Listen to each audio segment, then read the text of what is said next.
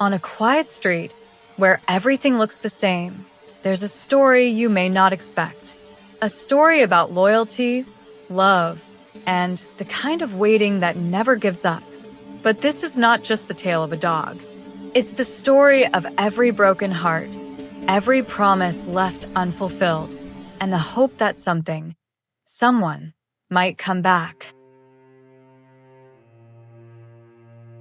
On a quiet suburban street, where identical houses blended into one another, a thin, mud-stained dog sat on the cold concrete sidewalk, staring at a blue front door that never opened for him anymore.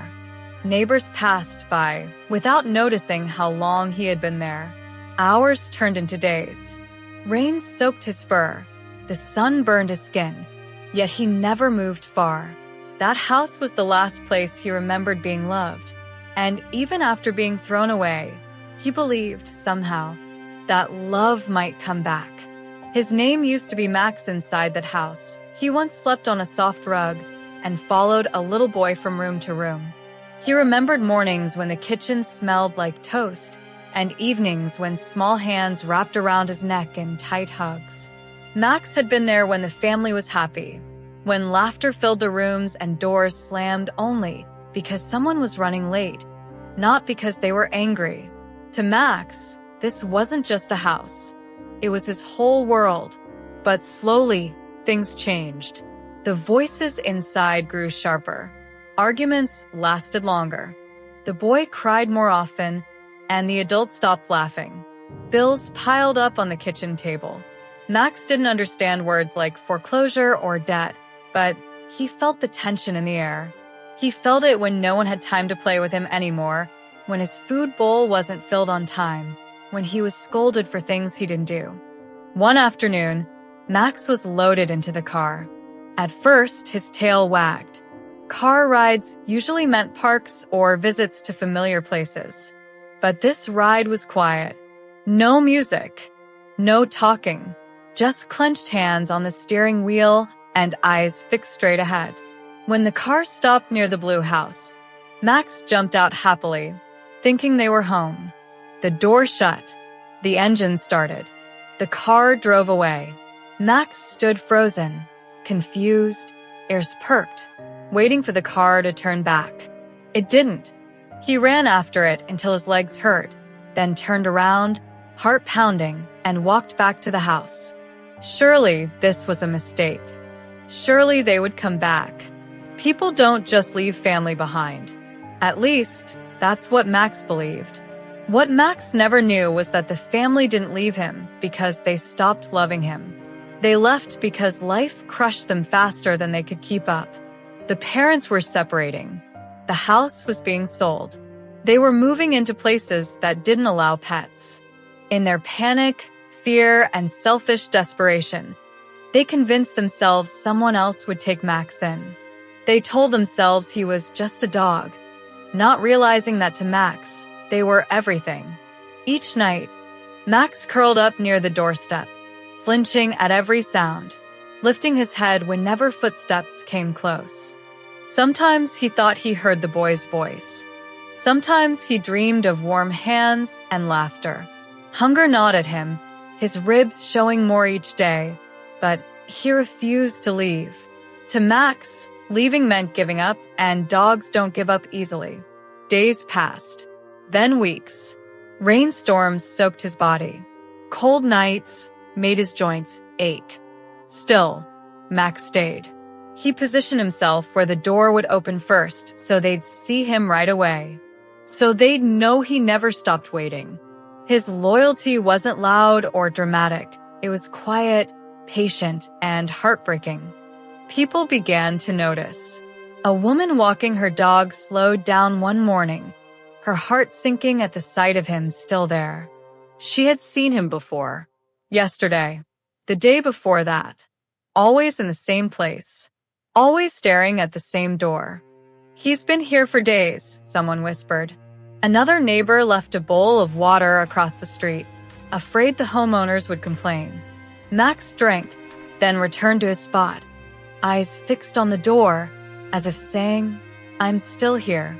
I'm waiting." The woman's name was Sara, and seeing Max hurt in a way she didn't expect because she recognized that kind of waiting, that kind of quiet hope. Just a year earlier, Sara's life had fallen apart. Her husband of 15 years packed his bags one evening and said he needed space. He promised it was temporary, promised he would come back once he figured things out. She stood in the doorway, watching him leave, believing him. Because love makes you believe even when your heart is screaming otherwise. He never came back. Days turned into weeks. Weeks into months. Sara kept his side of the bed untouched. She left his coffee mug in the cabinet.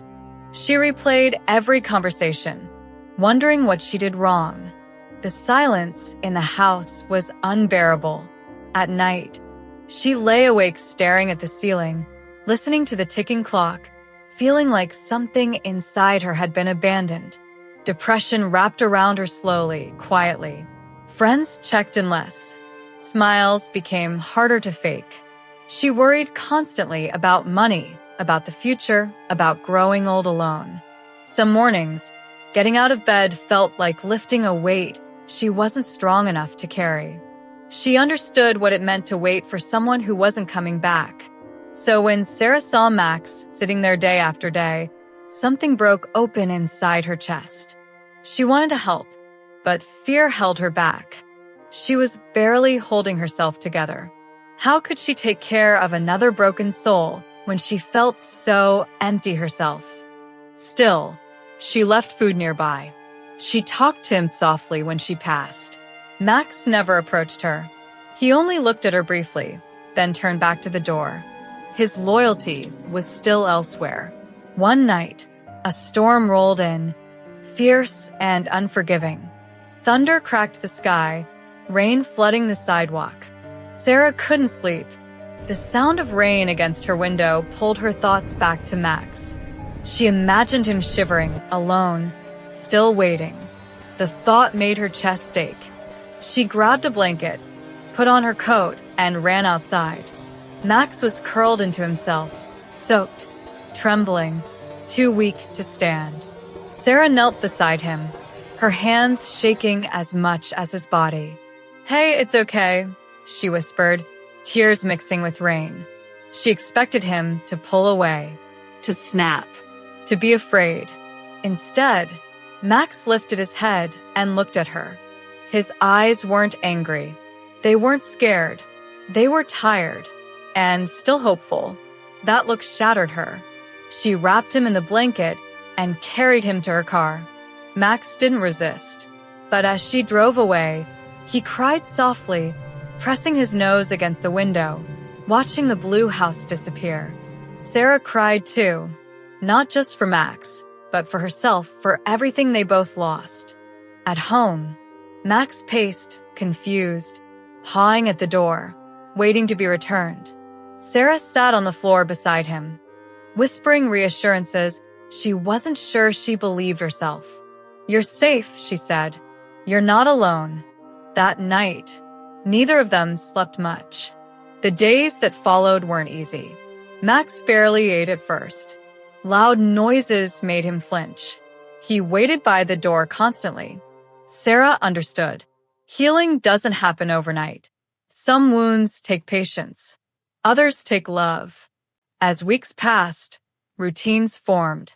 Morning walks, gentle meals, quiet evenings. Sara talked to Max about everything: her husband, her sadness, her fears. Max listened the way dogs do, without judgment, without trying to fix anything, just present. Slowly, something changed. Max started wagging his tail again. He slept through the night. He followed Sara from room to room the way he once followed the little boy. And Sara, without realizing it, started smiling again. She had a reason to get up, a reason to care, a heartbeat beside her own that depended on her. One afternoon, Sara sat on the porch watching Max chase butterflies in the yard. His fur shone in the sunlight. He looked free, happy. And for the first time, Sara realized something important. Max didn't end up with the family who threw him away. He ended up with someone who understood abandonment as deeply as he did. They didn't save each other loudly. They saved each other quietly, day by day. Sometimes Max still remembered the blue door. Sometimes Sara still remembered the man who left. But the pain didn't control them anymore. Love had found them again, not the kind that leaves, but the kind that stays. And in a world that so often walks away, Max and Sara proved that broken hearts can still find their way home, and that even after being thrown away, loyalty and love can lead to the happiest ending of all. Some hearts don't stop loving just because they're abandoned. This dog waited, not because he was weak, but because loyalty was all he knew. And in a world that walks away when things get hard, this story reminds us of something painful and true. The ones who stay, the ones who wait, the ones who love without conditions, are the ones who deserve love the most. If this story touched your heart, take a moment to like this video. Share it with someone who believes in loyalty and second chances. And subscribe for more stories that remind us what real love looks like.